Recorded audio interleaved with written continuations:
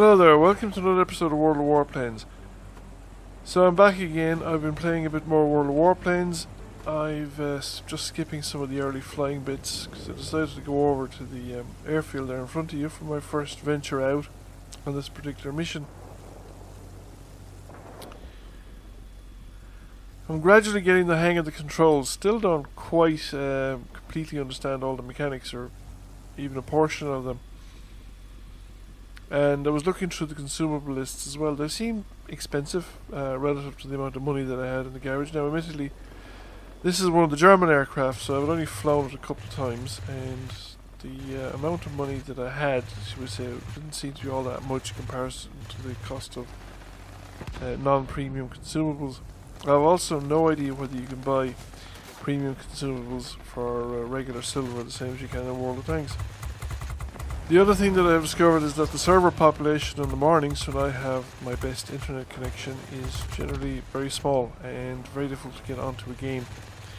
Matchmaker has trouble getting me onto a game. Now I have no idea whether this is because I'm coming in at starting tier or whether this would be true across all tiers. I haven't really progressed and I don't particularly want to progress in any particular hurry. It's actually quite a bit of fun anyway, and want to gain an understanding of the game before I go up into more complex tiers and with more complicated aircraft. Still getting used to the controls, just keeping my fingers on the controls and remembering where the keyboard is without having to look at it and where all the bits are.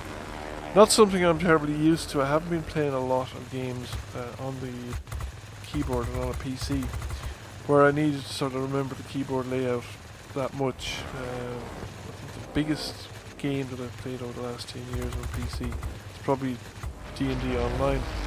And in that game I mostly just use the keyboard for movement and the mouse for everything else. So this is one of the problems I actually have with this. I'm trying to press the W key to keep myself moving and overheat my engine so that I don't have the acceleration boost when I need it, like when somebody's shooting me from behind and things like that, or when I want to increase my turn speed, because it's actually very useful to press the W key when you're turning, and I've been taken out of it. That was my first shot down in that particular battle. I'm going to skip straight through to my respawn. I'm not going to follow the other cameras and things like that because they're not very informative. I have a great big whopping map inside me and I don't know how to get rid of it and stuff like that, so there's a lot of stuff with the UI that I don't know or understand either. Now I thought when I respawned that our control of the airfield there on the southern side was pretty solid, and I was going to go for the central area, this garrison. My previous intention of prioritising the aircraft and then dealing with ground stuff later on, I think it's proven to be correct. And somebody's picked me out already for personal attention, so we need to get him out of the sky if we can. And we've managed to get rid of him. Wasting a lot of ammo there. Don't know if there's a limit to how much ammo you have. I have not noticed one anyway, despite the fact that I've generously fired machine gun bullets at all and sundry at every opportunity. I also like the way the rounds curve as you're turning the plane and accelerating and moving forward and all that sort of stuff. Just like gun camera footage from World War II. So as I was saying, yes, master of the controls is still an issue. Consumables are an issue as well. You can get consumables. I'm not even sure what keyboard keys to use to trigger consumables. I know you can get something that will repair the wings, and you can get stuff for firefighting, and you can get stuff to repair the pilot. But to be honest with you, one of the things I found is that you need to be really on the ball with consumables because you don't actually get a lot of opportunity to press the button and activate the consumables before you're blown out of the sky. The other thing is they seem expensive relative to the amounts of money that I've got, so I think I'll build up a bank of silver first before I start buying consumables. There are also quite a lot of eminently desirable premium consumables that are available for gold, but I have no idea whether the gold is the only way to buy them, or whether you can transform the currency into silver the same as you can in World of Tanks and buy these premium consumables for silver instead of for gold. The other thing I was wondering while I was playing this is why hasn't this been transferred over to console? from what I can see, the number of keys used isn't huge, and there's not a, there's a lot of, there are more than enough buttons and doodads on an Xbox controller to manage to control the planes, at least as far as I can tell. I may be wrong, but it's a lot less, it's got a lot less buttons than, say, I don't know, Elite Dangerous, for instance, which is a huge amount of stuff that you have to remember on the keyboard. In fact, I might consider as a project at some point in the future to get a spare Xbox controller, attach it to the PC, and see if I can map it onto the World of Warplanes and just see how it handles. Somebody just rammed me on the wing there, and I've now gaping great big holes on my wing on the starboard side. I think that's correct. Yeah, I just checked it, and that should be starboard. So yeah, console. I would think this would be a very good console game. Given the relative simplicity of it, and there's more than enough, I think, on the controller to manage a game like this, and I think it'd be good fun, and definitely would recommend it if it was there.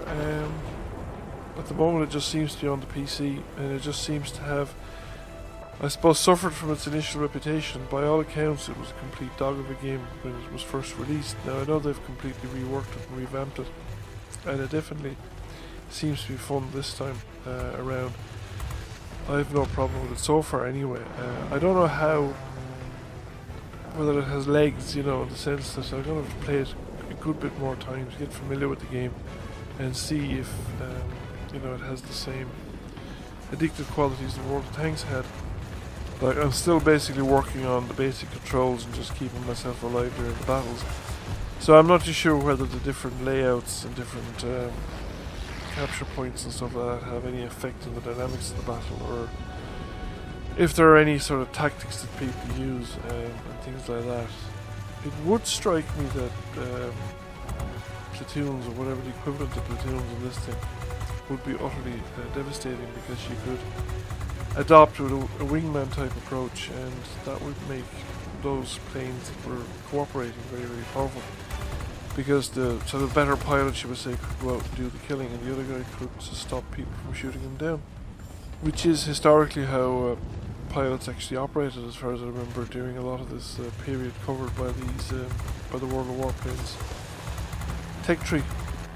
So far we've managed to do quite a bit of damage, and we have, I think we've been doing pretty well for ourselves, and the flak looks nice there, exploding around us, although I think they had a different name for it in World War I, which, I'm not sure if these are World War I planes, or post-World War I, early 1920s aircraft.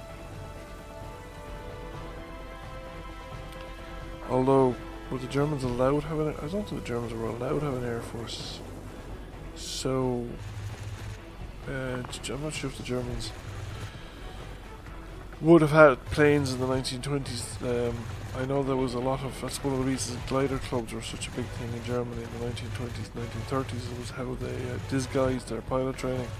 They actually trained all their pilots to be glider pilots first, until they decided that they were throwing out the Versailles Treaty, and then they swapped over their glider pilots to actual fixed-wing aircraft. So the other thing I discovered is that if you're engaging in a low-level dogfight and you have a wonky wing, it is a really bad idea, because you can't pull up. And there we go. That was the end of me. So I haven't fallen out of the sky. I'm going to cut straight to the chase and the end screen when we actually won, because yeah, I could show you images of other planes flying around doing stuff, but you know, what you see is pretty much what happens, and I'm not too sure how to narrate, should we say, what other people are doing, because I'm not altogether sure what they're doing. Now, I seem to have done fairly well. There's lots of numbers, capture points, sectors captured. I presume this is what I did. Destroyed 4 planes while defending. I also seem to have completed missions for the aircraft that I wasn't even aware that I had. So that's another thing I must look up. This whole mission business and what exactly it means. Just like in World of Tanks, there seems to be medals that you get for just killing lots of stuff over your whole career, possibly with different airplanes. Probably the same as in World of Tanks, where you have medals that you get for killing particular types of tanks over your career with a particular tank. That's at least what it looks like at the moment, anyway, the stuff that I'm looking at right now. There's also a team sheet, so you can look at what the team's done, and there's a lot of information on that as well. So everybody scored, the types of planes they were flying. There's this stripes, I'm not too sure what that's about. It's interesting that in the enemy team, the guy apparently has the highest score, came second. I have no idea how that works out. I definitely want to look up this a bit more. Well, I probably will eventually, like, playing it at the moment.